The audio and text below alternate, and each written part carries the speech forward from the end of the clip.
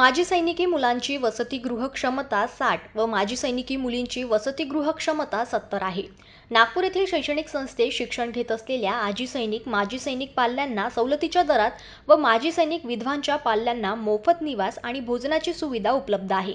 तरी ज्या आजी सैनिक, माजी सैनिक विधवांच्या पाल्यांना या वसतिगृहात प्रवेश घ्यायचा आहे, त्यांनी माजी सैनिकी मुलींचे वसतिगृह हिस्लॉप कॉलेजजवळ सिव्हिल लाईन्स नागपूर येथून 50 रुपयाचा प्रवेश अर्जाचा फॉर्म व माहिती पुस्तिका घ्याव्यात.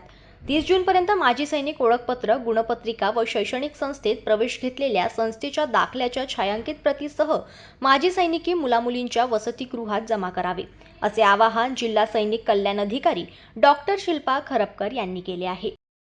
ब्युरो रिपोर्ट, जनमत लाईव्ह न्यूज, नागपूर.